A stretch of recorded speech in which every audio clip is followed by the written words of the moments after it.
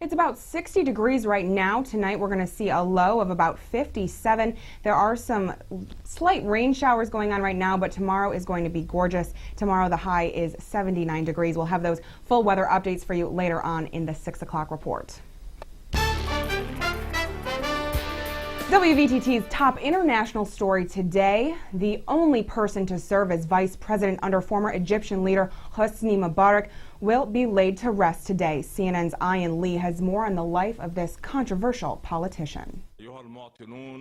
For many Egyptians, this will be their lasting memory of Omar Suleiman, Hosni Mubarak's intelligence chief, announcing the resignation of the embattled president. The 76-year-old died Thursday after health complications from cancer at a U.S. hospital.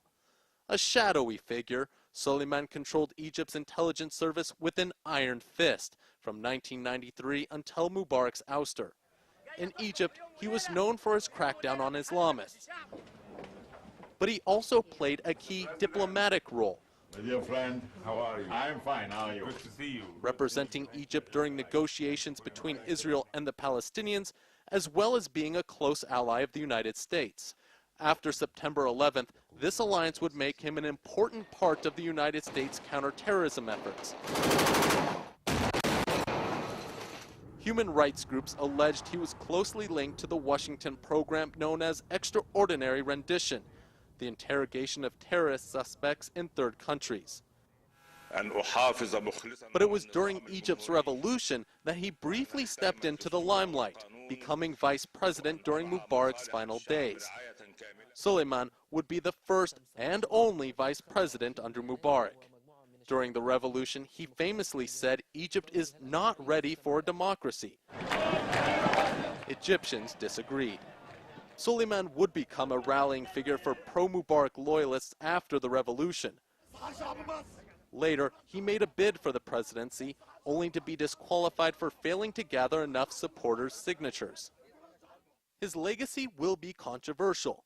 For some Egyptians, he will be remembered as a patriotic civil servant.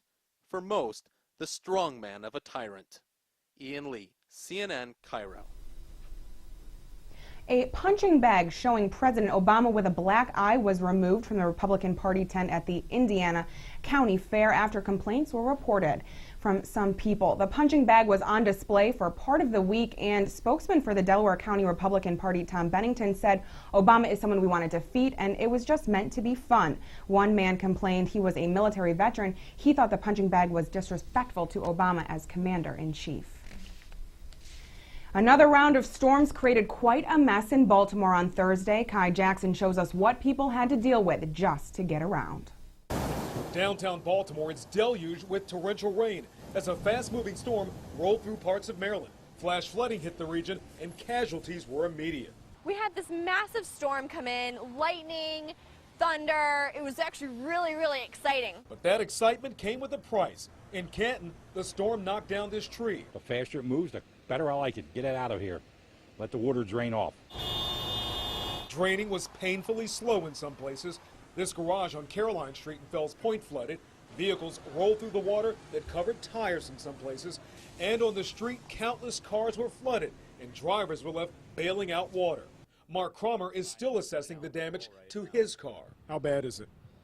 I mean, the car seems to be running. I tried to start it and it's running, but it's flooded. The effects of the flash flooding can be seen right here on Falls Way.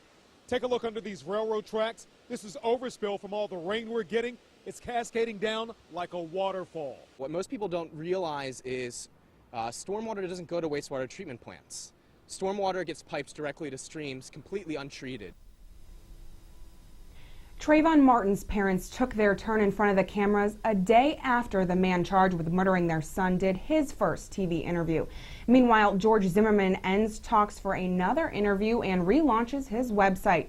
Zimmerman has pleaded not guilty and is free on a $1 million bond after fatally shooting Martin in a confrontation in Sanford in February.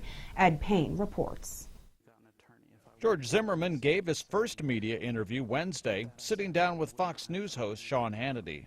But I do wish that there was something, anything I could have done that wouldn't have put me in the position where I had to take his life. I feel that it was all God's plan, and for me to second guess it or judge it. Trayvon Martin's family went before the cameras the following morning to respond. My first thought was that I wish that Trayvon was here to tell his side of the story. I think it's absolutely ridiculous. God did not have a plan for Trayvon to die and for George Zimmerman to shoot Trayvon for no reason. I just would like to know, why did he even get out the car? Why was my son so suspicious? What made him rush to judge my son and thinking that he was a criminal or pursuing a burglary? Zimmerman's attorney says talks ended for a second interview with ABC's The View after co-host Barbara Walters refused to demand. George asked her to provide residence for 30 days, for 4 weeks, for his wife. George, is very concerned that he may be rearrested. George is very concerned that he's not going to be around to help. Meanwhile, Zimmerman relaunched his website.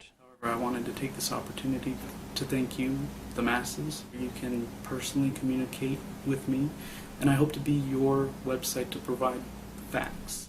I'm Ed Payne reporting. Our newest addition to the WVTT family, Derek Smith, will break down sports in our next segment. Stay tuned for more of the 6 o'clock report on News Channel 25, WVTT. Keep it here, Twin Tiers.